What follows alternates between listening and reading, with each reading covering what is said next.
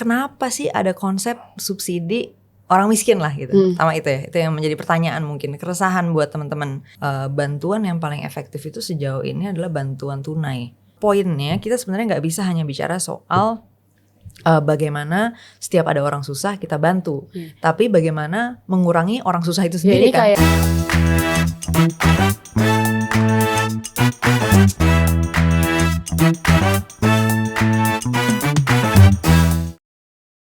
Halo, kembali lagi di Kata Nalar. Nah, di episode kali ini kita nggak akan bahas Clash of Champions. Kita juga nggak akan bahas soal kemarin Cut Intan dan Armor.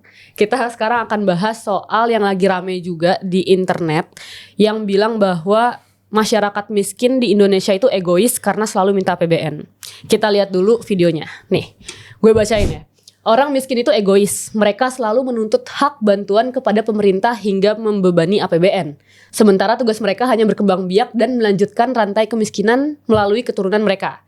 Jangankan mewariskan harta ke anak mereka, mewariskan pendidikan pun mereka tidak mampu. Nah, ini rada drop ya kayak sebenarnya ya, nggak tahu sih rada. Dan di postingan ini dia sambil makan. Sambil makan pasta. Sedikit tidak bermoral dia. Sedikit tidak bermoral. Nah, jadi kita kedatangan satu influencer juga dari Malaka Project, ada Kak Chania Cita. Halo Kakak. Ya. Nah, Hai Usi, Ahmad. Thank Halo. you for having me. Ya, of course. Of course tuh. Of course. Penyebutannya Kania aja kali ya, soalnya Kak orang Kania. lebih familiar. Pakai Kak Kak maksudnya. Kania. Pakai Kak, ya, pakai Kak. Kakak Kania Kakak gitu kan. Kania. Pakai Kak kali ya, nggak apa-apa Kania Nah, aja. Kania sebenarnya ini tuh menarik karena video yang cuman makan dan teks itu bisa dilihat oleh 25 juta viewers gitu kan. Dan banyak banget yang like sampai ratusan ribu ya. Iya, betul. Yang nge-like konten itu. Yang like jadi berapa ratus ribu?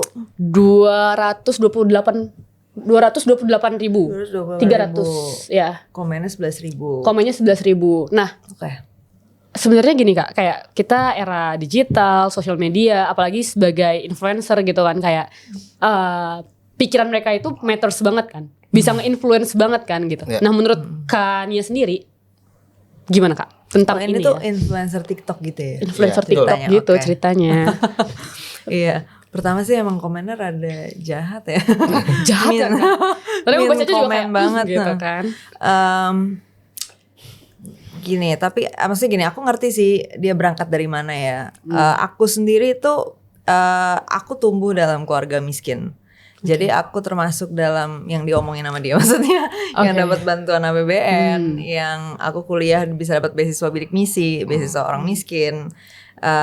Kemiskinannya itu emang didefinisikan ya oleh BPS gitu. Jadi waktu mau daftar bidik misi itu ada persyaratannya kayak maksimal pendapatan berapa gitu. Jadi per tanggungan tuh waktu itu maksimal 500.000. Nah karena tanggungan di keluarga aku itu 4 orang dan emang pendapatan mama aku sebenarnya sih nggak sampai 2 juta ya bahkan, jadi emang di bawah itu.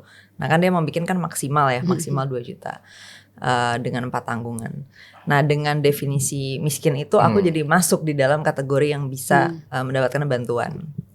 Jadi aku ngerti juga ada perspektif di mana orang-orang yang tidak berada pada posisi itu merasa dibebankan oleh orang-orang seperti aku atau keluarga aku waktu itu ya kan. Nah sebenarnya emang ketika kita bicara kemiskinan ya, itu pertama kita harus paham dulu itu isu yang kompleks. Maksudnya sebenarnya nggak bisa hanya ditembak dari satu dimensi atau satu sisi aja. Misalnya kita cuma bicara, pertama kita cuma bicara dari sisi orang miskin karena sistem gitu ya, itu ada faktor itu pasti. Tapi juga kita nggak bisa bilang bahwa hanya karena orang miskin tadi egois dan malas misalnya. Mungkin ada yang seperti itu, mungkin ada juga faktor itu, tapi Gak bisa digeneralisir gitu bisa ya. digeneralisasi juga gitu, nggak bisa dibilang bahwa itu doang faktornya gitu kan. Atau yang ketiga juga kita hanya bicara soal misalnya orang miskin sebagai parasit dari APBN gitu. Kalau mungkin nuansanya tadi gitu ya, bahwa kita menanggung orang-orang ini nih gitu. Misalnya mungkin teman-teman yang lebih beruntung secara ekonomi lebih baik kondisinya, ngerasa dibebankan gitu kan karena ada orang-orang yang dapat bantuan nih gitu dari duit pajak gue gitu kan. Mungkin ada sisi itu, tapi balik lagi ini juga nggak bisa dibilang 100% sepenuhnya menjelaskan gitu kan. Dan masih banyak lagi lah gitu ya hal lainnya yang perlu dipikirkan ketika kita bicara kemiskinan gitu. Jadi sebenarnya sederhananya terlalu simplifikasi. Kalau yang di video ini tadi ya. iya, kalau dibilang orang miskin itu egois karena tadi hanya Mengandalkan mengandalkan APBN, hanya melanjutkan kemiskinannya dan seterusnya. Balik lagi, itu mungkin ya dari perspektif dia ada gitu. Kebetulan mungkin dia melihat juga Kayak mungkin gitu, ya ada orang miskin seperti itu.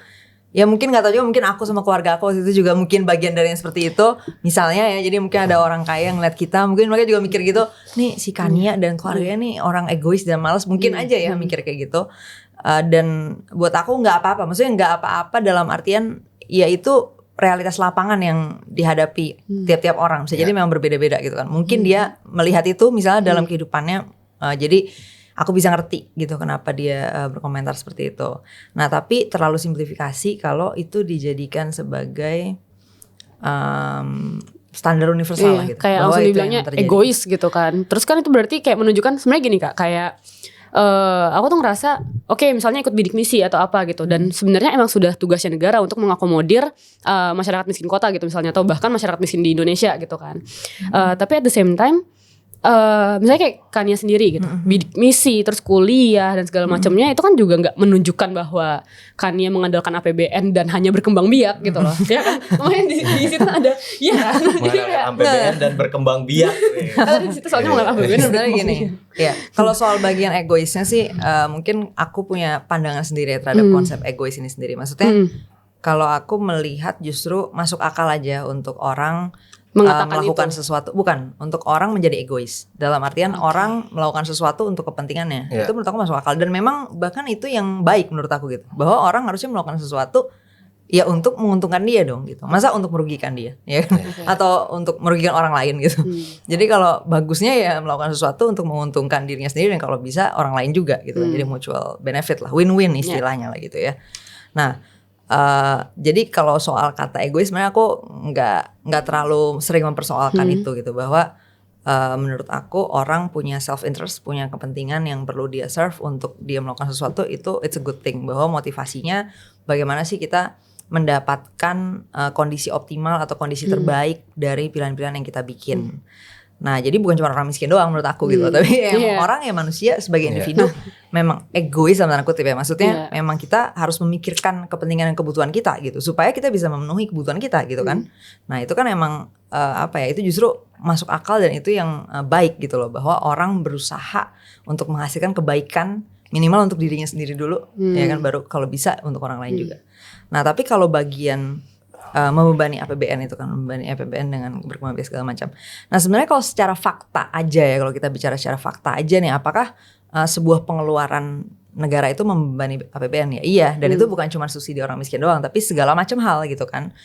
Misalnya subsidi pendidikan publik itu kan bukan cuma untuk orang miskin, tapi semua orang bisa masuk sekolah negeri. Bahkan kita tahu sekolah-sekolah negeri unggulan yang menikmati kebanyakan orang kaya gitu kan, karena kompetisinya ketat gitu kan. Nah kalaupun sekarang misalnya dibilang sekolah negeri sekarang pakai zonasi gitu kan, konsepnya sekarang zonasi. Tapi kan kita tahu zonasi pun orang yang lebih kaya ya bisa beli rumah di mana aja lah. Iya enggak? Ya kan? Jadi kalau misalnya ada sekolah bagus di daerah yang bagus nih, contoh aja lah misalnya sekolah SMA 8 di Tebet gitu kan. Di daerah Tebet mah kita bisa lihat ya range harga rumahnya gitu loh.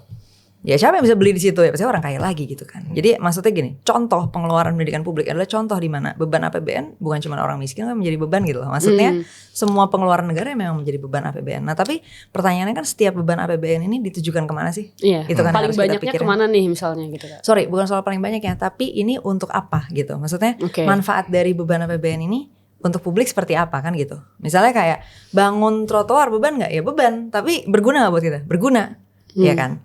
Nah pertanyaannya kenapa sih ada konsep subsidi orang miskin lah gitu? Sama itu ya, itu yang menjadi pertanyaan mungkin, keresahan buat teman-teman yang kebetulan mungkin hidupnya lebih berprivilege ya. Jadi mungkin dari awal kondisi sosial ekonominya udah baik, dia mungkin nggak ngerti nih, kenapa sih kita harus ngeluarin duit kita untuk orang-orang ini gitu kan? Maksudnya ya kenapa nggak dibiarin mereka berusaha sendiri? Gue juga berusaha sendiri kok, mungkin gitu kan? Mungkin dia ngerasanya gitu kan? Sorry gue masuk. Boleh. konteksnya misalnya bansos. Nah kan misalnya salah satu kata Kak Kania tadi melanjuti adalah salah satu konteks bebannya adalah misalnya ada bansos kan. Bansos kita tahu angkanya lumayan gede. Kalau nggak salah hampir terakhir 2024 itu nyampe 500 triliun gitu. Nah pandangannya gimana nih? Kita mungkin sedikit lebih ngerucut karena misalnya kayak contohnya adalah kebijakan pemerintah yang membebani APBN adalah misalnya bansos. Iya, maksudnya bansos atau apapun ini kan akarnya pertama kenapa dulu nih? Kenapa ada konsep seperti ini kan gitu. Nah, mungkin buat teman-teman yang datang dari status ekonomi atau sosial ekonomi yang udah baik, mungkin ngerasanya orang tua gue juga bangun bisnis sendiri kok, orang tua gue juga kerja sendiri, dan ketika mereka susah ya udah mereka susah sendiri, mereka nyari pinjaman sana sini buat bisnisnya misalnya gitu. Kenapa ada orang-orang yang bisa seenaknya aja nih nadah doang nih, gue kasih duit seenaknya, mereka pakai bantuan pemerintah kayak gitu kan? Mungkin mereka mikir kayak gitu ya. Nah, konteksnya adalah begini, ketika kita membuat sistem publik yang kompetitif ya, sistem publik dalam hal ini adalah sistem berekonomi, bagaimana orang bisa memenuhi kebutuhan mereka, dan kita membuat itu sebagai kompetisi terbuka. Kompetisi terbuka itu dalam artian orang bisa membuat usahanya sendiri, kemudian usahanya ini bisa berkompetisi dengan satu sama lain. Nah, dalam kompetisi ini akan selalu ada istilahnya yang kalah dong dalam kompetisi, ya kan? Maksudnya akan ada yang kalah, dan kekalahannya ini bisa parah, bisa parah banget, bisa bahkan mungkin mematikan gitu ya, dengan karena dia kalahnya ini gitu. Mematikan dalam artian dia bisa jadi nggak bisa makan bahkan misalnya. Nah, ini akan meninggal dong orang, ya kan? Nah, pertanyaannya kan gini, kita sebagai publik itu bernegara mau ngapain? Nah, itu dulu kan. Ya, kita bernegara mau ngapain nih gitu. Nah, konsep adanya subsidi-subsidi seperti ini adalah pertama, kita stance-nya berarti sikapnya dalam bernegara adalah kita pengen adanya kemakmuran dasar untuk semua orang nih, untuk semua warga negara gitu. Jadi kita punya standar bahwa minimal setiap warga negara tuh dapat kebutuhan ini nih, misalnya kebutuhan tempat tinggal, kebutuhan makan 3 kali sehari, pokoknya tercukupi. Iya, nah kebutuhan pokoknya didefinisikan nih kan, misalnya butuhnya apa. Nah, ketika dalam kompetisi ini ada yang kalah dalam artian bukan berarti dia udah compete ya, bisa jadi dia bahkan nggak bisa enter the competition gitu, karena untuk masuknya sendiri hambatannya besar, misalnya terlalu besar sampai dia nggak bisa masuk gitu kan. Dan itulah orang bilangnya kan kemiskinan struktural, karena dia bukan kalah, bahkan dia nggak bisa masuk kompetisinya gitu. Misalnya kayak mau ngelamar kerja butuh bikin CV, di mana? Kan misalnya harus diketik kan di laptop atau di komputer. Komputernya di mana? Nah, gue nggak punya komputer. Oh, harus nyewa di warnet berapa per jam? Nah, misalnya gue bahkan nggak punya uang untuk nyewa warnet per jam untuk ngetik CV gue. Nah, gimana gue bisa ngelamar kerja gitu kan? Nah, itu maksudnya kan contoh di mana bahkan dia belum masuk kompetisinya nih gitu. Nah, sehingga joinnya susah nih ya. Iya, jadi bukan cuma kalah dalam artian kalah udah compete, tapi kalah dalam artian dia bahkan nggak masuk ke dalam kompetisinya. Nah, yang pihak yang kalah atau dikalahkan sistem ini, mereka Enggak, jadi bisa, kepikiran karena belum masuk kompetisi itu kenapa di kepala gue belum usia 30 tahun ya. Tapi bukan itu konteksnya ya, kawan-kawan. Oke, apa nih? Alright. Gimana Kak? Nah, mereka bisa jadi karena kondisi itu tidak bisa mendapatkan tadi standar minimal yang kita pengen capai sebagai publik nih, dalam dari tujuan bernegara nih gitu. Kita kumpul di satu wilayah ini dengan sistem bernama Republik Indonesia ini, itu kan ada tujuannya nih. Nah, kita pengennya bisa mewujudkan kemakmuran dasar untuk semua orang, ini kan disebutin tuh di konstitusi kita mau ngapain gitu kan. Nah, karena kita punya tujuan itu sebagai suatu negara, akhirnya keluar dong ide-ide bagaimana untuk mencapai itu. Karena ketika kompetisi ini terjadi dan tadi ada pihak yang akhirnya menjadi kalah atau misalnya menjadi korban lah gitu, tanda kutip ya, menjadi kolateral gitu. Jadi nggak bisa memenuhi kebutuhan mereka karena kompetisi ini. Mereka nggak sanggup masuk atau mereka nggak sanggup menang dalam kompetisi ini, mereka akhirnya harus disubsidi dong, harus ditolong dong, dibantu gitu dengan suatu mekanisme supaya kemakmuran dasar yang buat semua orang yang menjadi tujuan tadi tuh tercapai. Nah, kan konsep dasarnya itu. Tapi ada kritiknya nggak? Ada, jelas ya, ada kritiknya. Contoh kayak gini misalnya, kritik paling gampang lah, kalau misalnya lebih banyak yang kalah dibanding yang menang. Nah, gimana tuh? Sedangkan kalau sekarang gimana Kak? Maksudnya kamu melihatnya keadaannya lebih banyak yang menang atau lebih banyak yang kalah nih? Kalau itu harus dilihat datanya ya. Cuman sebenarnya kalau dari persentase sih harusnya masih tetap lebih banyak yang menang. Maksudnya menang dalam artian masih lebih banyak yang bisa memenuhi kebutuhannya. Nah, tapi kan pertanyaannya apakah misalnya sedang ada growing population yang akan kalah kan? Dan itu yang sekarang sedang dilihat sepertinya polanya akan menuju ke sana. Misalnya kayak dengan banyaknya PHK. Jadi banyak yang akhirnya nggak punya pendapatan tetap kan, dan itu salah satu contoh di mana dia kalah atau dia keluar dari kompetisinya lah gitu kan. Dia nggak bisa memiliki pendapatan untuk memenuhi kebutuhan dia. Dan ini yang sekarang dibilangnya kan orang yang punya pendapatan sekian sampai sekian itu kan masuk kelas menengah gitu kan. Dan kelas menengah ini katanya akan mengecil nih bentar lagi, akan banyak yang kelempar ke kelas miskin. Nah kelas miskin ini kan ibaratnya yang tadi yang bisa mendapatkan tanggungan dan segala macam, dan memang mungkin butuh ditanggung juga gitu kan, karena mereka bisa jadi tadi belum bisa enter the competition atau sudah enter terus kemudian kalah, terlempar lah gitu kan. Nah ketika kelas miskin ini growing jadi jauh lebih besar dibanding kelas menengah gitu kan, sedangkan yang menanggung pajak kan banyak tuh di kelas menengah ya, yang pekerja gitu kan. Sedangkan yang kelas atas sebenarnya justru lebih bisa punya banyak tools untuk menghindari pajak gitu, karena pelaporan pajak mereka kan bukan pasti seperti pekerja formal gitu kan. Nah jadi ketika tanggungan itu ditanggung oleh penerimaan negara dalam bentuk pajak misalnya salah satunya, dan penerimaan pajak itu berkurang karena tadi aktor-aktor yang bisa membayar pajak ini jatuh ke kelas miskin, mereka kehilangan pendapatan mereka dan lain sebagainya. Nah itu akan bisa menjadi bahaya dong proporsinya kan, gitu. Itu bebannya jadi lebih besar. Itu yang pertama, Dan ada lagi masalah-masalah lain ya, misalnya yang kayak kritik-kritik lainnya, maksudnya dengan konsep seperti ini nih nggak bisa sekedar ya udah setiap ada yang kalah atau setiap ada yang sulit kita subsidiin aja kan, nggak bisa sekedar begitu. Karena ada juga masalah kedua yaitu soal pajaknya itu sendiri. Ketika orang melakukan sesuatu dipajakin, misalnya salah satunya bentuknya biasanya kritiknya datang dari yang pro untuk pengembangan kewirausahaan, dan itu bagus ya, maksudnya memang semakin banyak bisnis kan sih ya, semakin banyak perekonomian bisa bergerak, semakin bagus. Nah tapi kan pertanyaannya jadi bagaimana membalance ini gitu kan, karena ketika kita bikin misalnya kita butuh penerimaan pajak lebih tinggi, nah akhirnya kita tinggiin nih pajak untuk usaha misalnya atau untuk bisnis, akan semakin sedikit dong dorongan untuk berbisnis gitu, karena setiap gue berbisnis potongannya gede banget gitu kalau di sini misalnya. Nah, jadi kemudahan untuk berusahanya jadi turun. Iya, misalnya gitu kan, salah satu kritiknya kan itu. Nah, kalau kayak gitu mah bakal makin dikit dong yang jadi menghasilkan lapangan kerja gitu, karena orang-orang yang mau berusaha ini, yang mau berbisnis ini akan memilih misalnya negara lain yang pajaknya lebih ramah untuk mereka bikin usaha gitu kan. Contohnya Singapura, itu paling gampang ya. Ketika karena kalau ini aku sendiri udah pernah lihat gitu, maksudnya struktur pajaknya kalau kita bikin bisnis di Singapura tuh gimana. Makanya cukup banyak sebenarnya orang Indonesia bikin perusahaan di Singapura. Iya, karena perpajakannya lebih ramah usaha gitu. Nah kan biasanya kan kritik berikutnya itu kayak kalau konsepnya cuma sekedar disubsidi aja, gimana nih untuk ekosistem kewirausahaan gitu kan, bisa satu kritiknya itu kan. Nah makanya kan sebenarnya nggak cukup hanya untuk bicara oke, kalau ada orang yang susah kita bantu, nggak cukup cuma sampai situ kan. Kita harus memikirkan akar dari adanya orang susah ini kenapa kan. Kalau misalnya kayak gitu.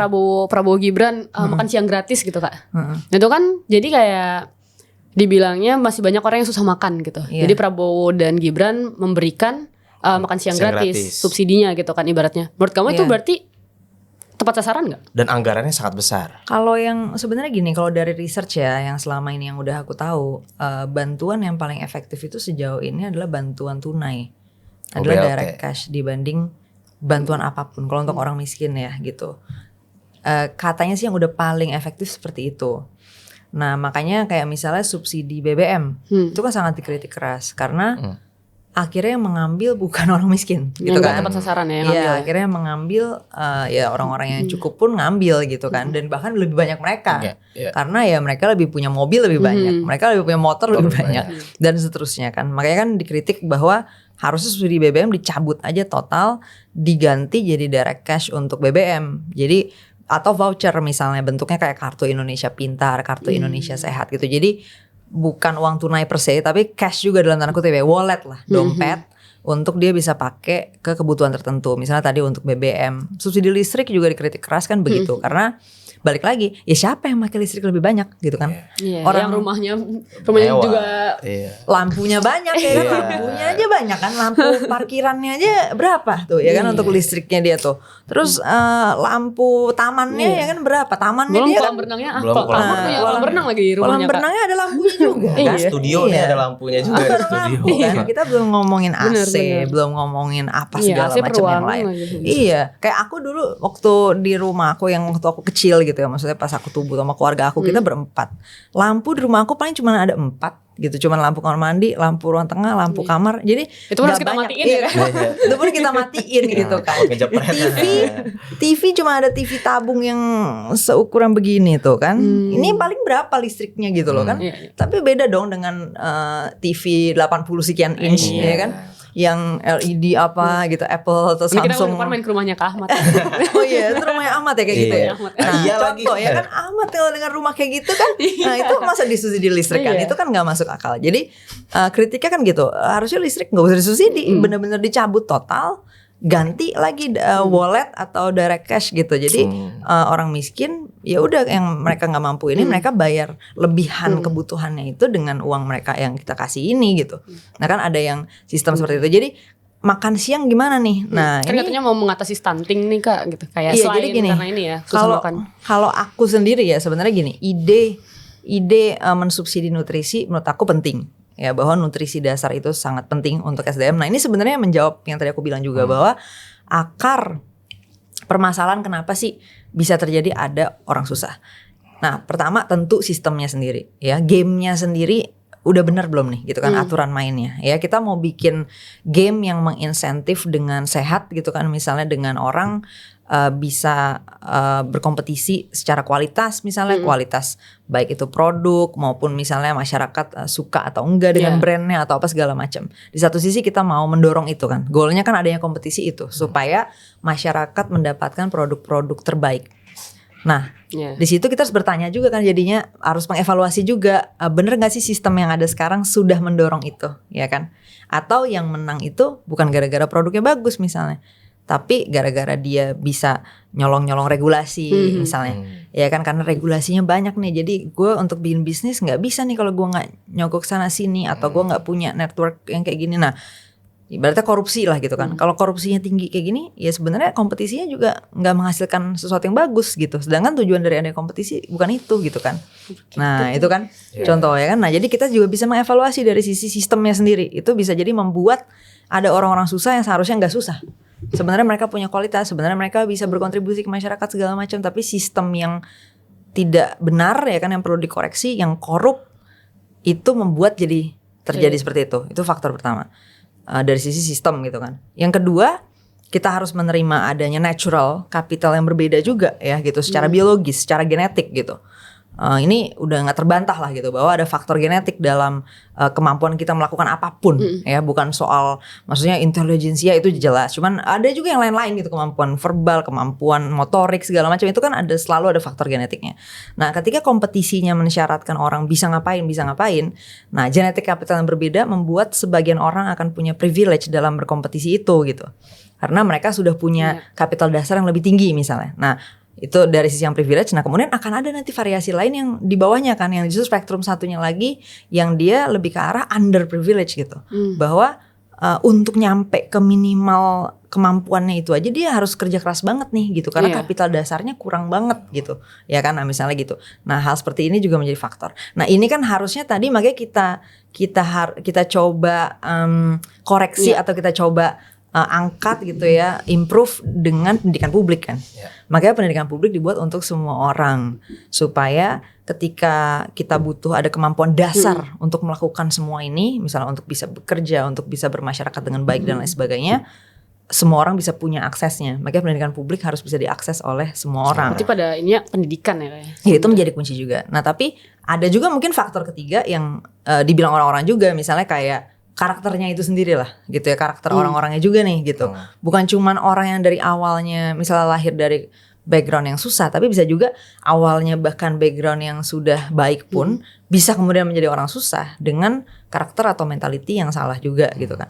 Nah faktor-faktor semua ini kan perlu dievaluasi semua nih untuk bisa menjawab kenapa kelompok kelompok besar jumlah besar orang ini jadi kesusahan untuk memenuhi kebutuhan mereka sendiri gitu. Nah, sistem apa nih yang membuat faktor apa Makanya nih gitu Pak Jokowi kan? bikin revolusi mental ya. Iya, tapi kan kata orang-orang sih belum berhasil ya. Belum kelihatan sih Kak nih. Balik ke urusan nutrisi tadi. Jadi ketika kita bicara bisa nggak nutrisi ini membantu. Nah, salah satu kebutuhan untuk bisa bekerja dengan baik, untuk menjadi produktif dan lain sebagainya kan otak kita bekerja optimal ya gitu. Nah, researchnya memang udah bilang bahwa usia 0 sampai 10 tahun terutama ya. Kalau nggak salah dibagi deh fasenya kayak di kehamilan, kemudian balita sampai 5 tahun. Golden age gitu. Iya, ada fase-fasenya di mana ketika nutrisi itu kurang di situ, kemudian terjadi stunted development atau stunting gitu kan, kurang gizi apa segala macam. Udah tuh perkembangan otaknya akan jauh banget bedanya sama yang gizinya cukup. Nah, jadi masalah nutrisi betul itu adalah suatu masalah yang harus diadres, itu penting. Nah, pertanyaannya kan bagaimana cara pengeksekusiannya menjawab masalah itu ya kan. Nah, kalau misalnya dalam bentuk kita sediakan aja nih makanan untuk semua orang, balik lagi ini akan menjadi problem yang sama seperti subsidi BBM dan subsidi listrik. Balik lagi kalau kebutuhan untuk menyediakan nutrisi itu jelas penting karena itu juga menjadi salah satu faktor yang disebut sebagai poverty cycle lah ya. Jadi kenapa sih tadi kan dibilang ya orang miskin cuma sibuk melanjutkan keturunan miskin gitu kan. Nah, tapi kan pertanyaannya kenapa anak-anak orang miskin itu susah untuk keluar dari kemiskinan. Nah, itu kan akan selalu ada faktor orangnya juga mungkin ya. Tapi ada faktor dari lingkungannya juga, dari sistem gitu, dari mekanisme yang ada. Nah, contohnya tadi nutrisi. Ketika akses nutrisi udah nggak bisa dari awal, ketika orang miskin hamil melahirkan, dia nggak bisa punya nutrisi yang baik selama hamil. Ya beda banget lah ya orang miskin rakyat jelata hamil dengan let's say Nagita Slavina hamil gitu kan. Pasti penyediaan nutrisinya kan pasti gila-gilaan ya gitu. Nah, dengan perbedaan nutrisi yang sejauh ini timpangnya di golden years di awal itu, ya pertumbuhan otaknya pasti beda kan. Akhirnya pertumbuhan pengasahan kemampuan yang sebenarnya harusnya dia punya potensi, dia punya capital, nggak bisa nggak bisa terrealisasikan karena nggak ada aksesnya nih untuk dia bisa punya nutrisi yang benar, untuk dia bisa punya lingkungan rumah yang sehat kayak gitu loh. Ya karena starting pointnya beda. Iya, nah akhirnya akhirnya anaknya jadi miskin lagi. Ya kan karena dia nggak bisa keluar dari, dia nggak bisa menjadi produktif dong dengan dasar yang seperti itu. Jadi akses nutrisi dasar jelas penting. Nah, tinggal bagaimana nih penyediaannya. Kalau aku sih emang agak susah kalau membuat kesimpulan langsung sekarang apakah program ini akan bagus ya. Jadi aku prefer boleh nggak sih kita sebagai warga dapat akses evaluasi dulu untuk dia bikin pilot dulu misalnya di berapa ribu dulu ya. Iya. Kemudian tolong dong dipublikasikan reportnya coba gitu dari 2.000 atau 3.000 ini seperti apa gitu. Kalau aku sih gitu yang ngelihatnya. Jadi udah jelas ya kenapa Rafathar tuh kelihatan pinter karena sejak awal nutrisinya emang tercukupi gitu loh. Dan mungkin Cipung juga tutor-tutornya juga ya. Maksudnya misalnya mungkin yang ngajar renang ada, yang ngajar kognitifnya ada. Kan babysitternya malu gak ada ya. Kalau kamu ya babysitternya malu gak ada Kak. Jadi mulai ngajar renang. Dengan kondisi seperti itu ya aku sendiri sangat terbantu banget dengan adanya beasiswa bidik misi gitu ya. Aku sendiri terbantu keluar lah dari poverty cycle, maksudnya aku dibesarkan dalam keluarga miskin, ibu aku single parent ya. Jadi ibu aku sendiri besarin 3 anak gitu. Aku yang anak pertama, jadi aku sekarang bantu nanggung adik-adik aku juga. Nah, ketika aku akhirnya bisa dapat akses untuk kuliah, sebenarnya yang sangat membantu adalah networknya gitu. Karena jadinya aku masuk relasinya yang diambil. Iya, aku masuk ke lingkaran sosial di mana ada orang-orang yang punya kemampuan yang bagus gitu. Maksudnya cerdas, punya skill yang tinggi gitu ya, expert dalam berbagai macam bidang. Nah, akhirnya aku bisa dimentorin mereka, aku bisa nanya-nanya, aku bisa belajar segala macam. Akhirnya aku bisa ngebangun skill aku segala macam. Nah, akhirnya aku bisa dapat akses ke alat produksi maupun sistem ekonomi yang gamenya lebih bisa menghasilkan nilai pendapatan yang lebih bagus gitu kan. Nah, itu kan salah satu contoh di mana program subsidi itu bisa membantu. Nah, tapi memang yang harus dipikirin kan sebenarnya gini ya.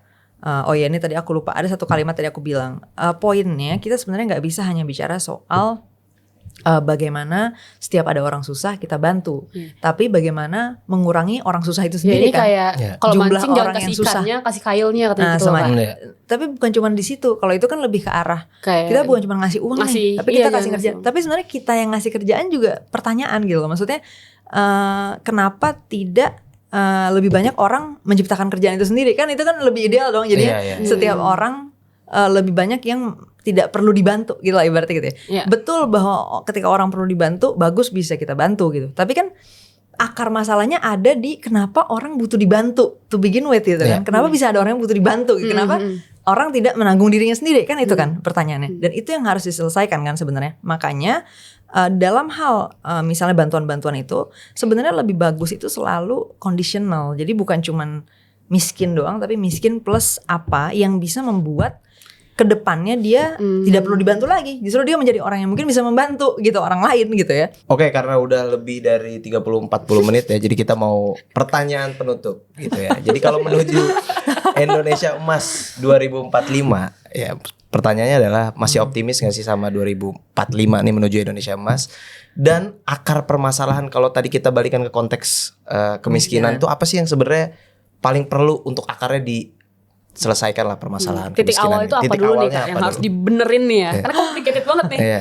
Kalau gini kalau titik awal kemiskinan tuh itu bisa panjang lagi ya. Cuman kalau dari sejarah kehidupan peradaban ya, bagaimana ada manusia yang akhirnya hidup dalam kemiskinan dalam artian kekurangan sumber daya, itu kan memang karena ada perbedaan geografis dulu ya. Karena memang alam itu tidak adil untuk semuanya gitu. Alam itu ada sebagian yang ada airnya banyak, ada yang sebagian nggak ada airnya sama sekali gitu. Ada yang sebagian cuacanya enak sepanjang tahun ya, mataharinya ada terus, jadi mau nanam panen. Tapi Indonesia termasuk oke. Ya kan? Iya, Indonesia secara alam termasuk oke. Tapi nggak Indonesia full ya gitu.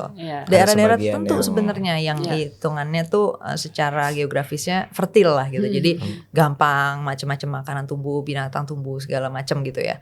Nah tapi kan ada juga daerah yang nggak begitu. Jadi awalnya ketimpangan alam itu ada dan adalah sebuah mitos kalau dibilang alam itu adil gitu. Maksudnya bahwa manusia terlahir dalam suatu keadilan gitu.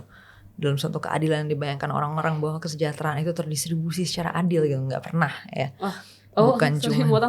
Itu aku jadi keinget. Ada satu kalau kita ngomongin tentang fairness ya, justice dan yang lain tuh, aku ingat John Rawls tuh pernah bilang kayak there's no such thing as justice gitu. Nggak ada karena punya starting point yang berbeda gitu. Dan starting point geografis gitu kan misalnya gitu. Geografis, genetik tadi itu udah jelas. Genetik kapital tuh berbeda. Belum lagi genetik yang kelihatan ya, maksudnya kayak misalnya kemampuan tangan bergerak begini aja belum tentu semua orang punya nih sebenarnya. Ya kan ada yang mungkin lahir tangannya beda nih persendiannya atau bahkan nggak ada. Salah satu tangannya cuma satu, jarinya kurang apa segala macam. Itu kan ada kondisi-kondisi itu dalam kelahiran manusia. Jadi adalah sebuah mitos ketika dikatakan ketimpangan atau ketidakadilan itu datang dari subjek manusia atau sesuatu apa yang punya agensi melakukan sesuatu gitu. Enggak. Ketika orang lahir sudah ada ketidakadilan di situ gitu, karena tadi memang kenyataannya ketimpangan geografis ada, ketimpangan genetik ada. Jadi ketimpangan natural itu nyata. Bukan berarti aku bilang itu oke ya, bahwa itu adalah sesuatu yang ideal, bahwa itu adalah sesuatu yang bagus. Enggak.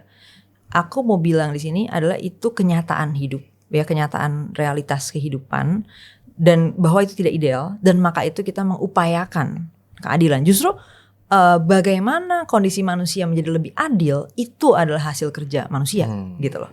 Jadi justru manusia mengoreksi sebetulnya ketidakadilan alam. Dan salah satu bentuknya adalah tadi upaya bagaimana kita membuat sistem mendistribusikan kemakmuran, mendistribusikan sumber daya. Negara-negara yang tadinya nggak punya sumber daya apa bisa dapat, dikasih sama negara lain, terjadi perdagangan, terjadi sistem perdagangan terbuka, dan akhirnya orang bisa saling bertukar sumber daya. Akhirnya yang tadinya nggak bisa memenuhi kebutuhan ini jadi bisa. Teknologi juga kayak gitu. Bayangin ketika kemarin kita ngalamin COVID gitu kan, vaksin itu nggak ada di semua negara gitu. Maksudnya ada satu bangsa, satu orang atau peneliti di satu negara tertentu menemukan inovasi. Nah bayangin ketika manusia tidak tidak mendorong prinsip-prinsip keadilan ya gitu. Mereka nggak mau berbagi itu vaksin gitu kan. Ya akhirnya akan banyak bangsa lain nggak punya akses ke situ, akhirnya mengalami kematian akibat penyakit tersebut gitu kan. Itu baru COVID ya. Dan yang jauh lebih belakang lagi kan misalnya cacar api gitu yang bikin Black Death apa segala macam gitu kan. Nah itu kan contoh di mana kondisi natural tidak adil gitu loh. Kondisi alamiahnya tidak adil. Ada orang yang punya imun yang lebih bagus terhadap penyakit tertentu. Ada orang yang tidak. Nah, tapi dengan manusia mendorong prinsip-prinsip keadilan, akhirnya yang punya imun yang lemah segala macam kebantu dengan adanya vaksinasi, gitu kan? Nah, itu kan contoh di mana maksudnya what I'm trying to say adalah betul bahwa ketidakadilan itu sesuatu yang buruk dan kita mau mengoreksi itu.